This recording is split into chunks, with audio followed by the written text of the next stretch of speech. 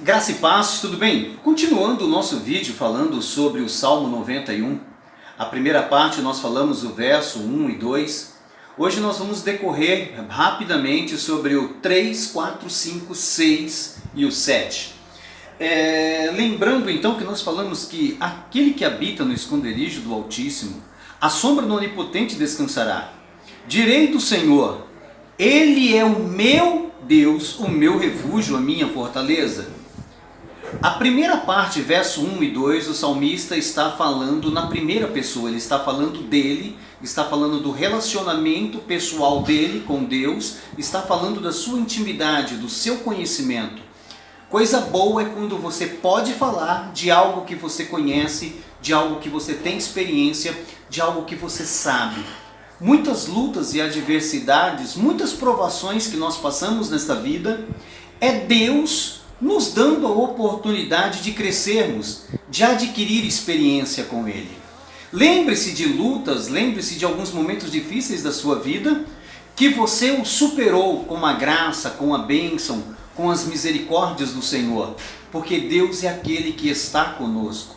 Quando nos refugiamos, nos abrigamos, então nós temos a experiência de que Ele é o nosso Deus. Então o verso 1 e 2 é algo particular. Ele está falando dele e do seu relacionamento com Deus. Já a partir do verso 3 em diante, ele vai aplicar aos seus ouvintes, aos seus leitores. Coisa boa é você adquirir experiência, ter conhecimento, ter relacionamento e poder dividir com as outras pessoas, falar, testemunhar das maravilhas e das grandezas do Senhor. Disse o escritor, como me calarei diante de tamanhas grandezas que o Senhor tem feito? Fale das bênçãos de Deus, fale das coisas de Deus, fale da palavra de Deus. Tem muita gente precisando ouvir. Então agora no verso 3 em diante, porque Ele te livrará do laço do passarinheiro, da peste perniciosa. Ele te cobrirá com as suas penas, debaixo das suas asas estará seguro. Não temerás o espanto noturno, nem a seta que voe de dia, nem a peste que ande na escuridão, nem mortandade que assole ao meio-dia. É muito interessante que do verso 3 ao verso 6, o salmista ele vai usar do sentido figurativo, trazendo duas circunstâncias, a parte noturna e a diurna, noite e dia. E ele vai falar de algumas circunstâncias na época, uma época de guerras, uma época onde havia muitos conflitos e também havia muitas pestes e pragas. As pragas atingiam a lavoura, as pragas atingiam os animais, as pestes, elas atingiam as pessoas. Então ele vai falar no verso 3 sobre que Ele, referência a Deus, te livrará. A palavra livrar, no original aqui, ela tem um sentido de que e Deus vai te tirar para fora, e Deus vai te colocar a par desse momento, dessa situação. O verso 3, porque Ele te livrará do laço do passarinheiro e da peste perniciosa. Laço do passarinheiro é uma referência, uma linguagem figurativa, às coisas que os homens fazem de mal, às coisas que os homens praticam contra o seu próximo. Laço do passarinheiro é algo remetendo a armadilhas, más intenções que os homens produzem a outros homens.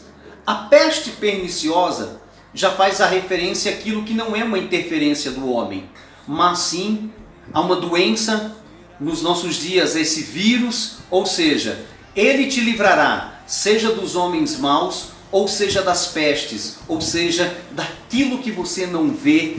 O Senhor é poderoso para nos guardar. O verso 4, Ele te cobrirá. Verso 3, Ele te livra, Ele te põe para fora. Verso 4, Ele te cobre. Ele vem sobre você, como as suas penas. Aí vem um sentido figurativo. Ele te cobrirá com as suas asas, e debaixo dela você estará seguro. Fazendo uma referência a uma águia que protege debaixo das suas asas os seus filhotes.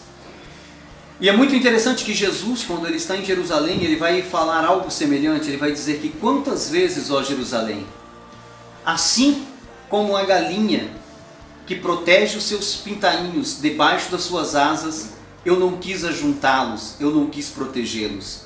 Ou seja, o verso 3 revela que Deus ele te livra. O verso 4 que ele te cobre, ele te guarda.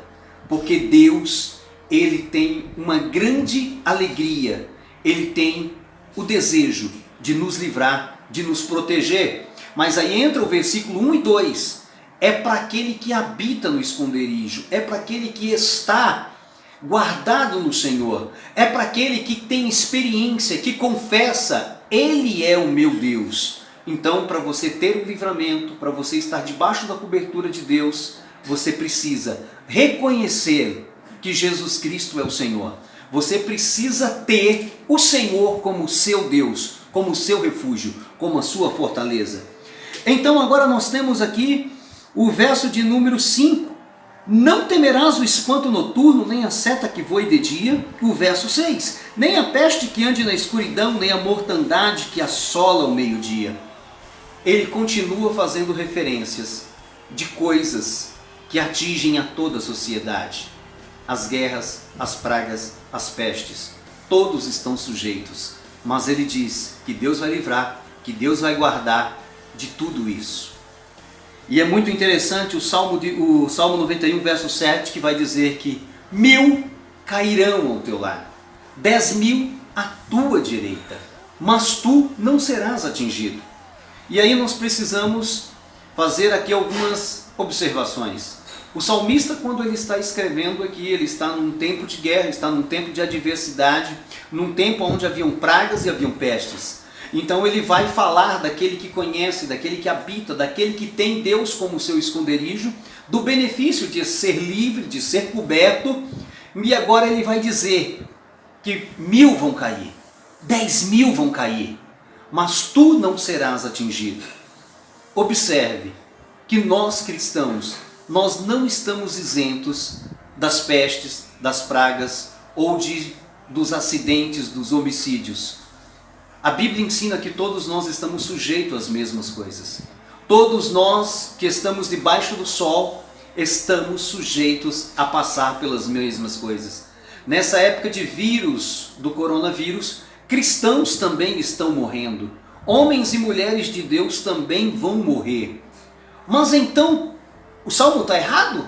1000 cairão ao teu lado, 10.000 à tua direita, mas tu não serás atingido? Vamos dividir em duas partes. Primeiro, como algo pessoal. Quantas e quantas pessoas já não passaram por muitas e muitas situações de perigo? Pessoas morreram ao seu lado, em acidentes, em muitas e muitas circunstâncias, mas o Senhor te guardou. Um propósito pessoal. Mas a Bíblia, assim como o Salmo 91, ele é espiritual também. Ele faz menção a um plano espiritual que Deus tem. Muitas pessoas morrem, muitas pessoas estão sendo avassaladas, mortas durante todos os séculos. Cristãos e não cristãos. Mas nós sabemos que a maior causa de mortandade não é o coronavírus, não é a AIDS, não é a H1N1, não. O que mais mata é o pecado. O pecado gera morte, o pecado separa o homem de Deus. E uma vez o homem separado de Deus, ele está morto, ele está condenado a uma vida sem Deus. Mas Deus amou o mundo de uma tal maneira que ele deu seu Filho Jesus Cristo para que todo aquele que nele crê não pereça, não morra, não seja atingido pela morte, a morte espiritual. Jesus Cristo veio e pagou pelos nossos pecados. Ele rasgou a cédula que nos era contrária. Jesus Cristo é a vida e oferece a vida eterna a todos quanto creem. 10.000 à tua direita, 1000 à tua esquerda, milhões para trás de vocês morreram por causa do pecado. Mas aqueles que creem, aqueles que se refugiam, aqueles que se abrigam no esconderijo do Altíssimo, aqueles que podem dizer, Ele é o meu Deus, o meu Senhor, o meu Salvador. Estes não serão atingidos, pois Jesus prometeu uma vida eterna, pois Jesus prometeu o perdão dos pecados. 1000 cairão ao teu lado, 10.000 à tua direita, mas todos aqueles que aceitaram a Jesus Cristo, eles não serão atingidos pela consequência do pecado, porque os nossos pecados foram cravados na cruz. Amigo, o Salmo 91 ele é muito lindo. Nós falamos aqui até o verso 7. Aquele que habita no esconderijo do Altíssimo, à sombra do Onipotente descansará. Direi do Senhor, Ele é meu Deus, meu refúgio, minha fortaleza. Verso 7. 1000 cairão ao meu lado, 10.000 à minha direita, mas aquele que acredita, aquele que confessa, aquele que tem Deus como seu refúgio, não será atingido. Porque ainda que venhamos a morrer, o Senhor Jesus nos prometeu que a trombeta vai soar, os mortos em Cristo vão ressuscitar e a igreja será arrebatada. Porque Jesus Cristo nos prometeu que Ele vem. Ora, cedo Ele vem. Guarda a tua coroa para que ninguém te roube. Saia dessa circunstância de pânico.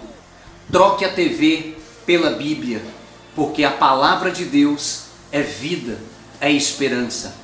Deus te abençoe no nome de Jesus. Lembre-se, Ele é o meu Deus, Ele é a minha fortaleza e Ele te cobrirá, Ele te livrará, Ele guardará a tua casa, a tua família, porque Ele é o grande eu sou, o Todo-Poderoso, o Deus que quer entrar na tua vida, na tua casa e trazer salvação e libertação.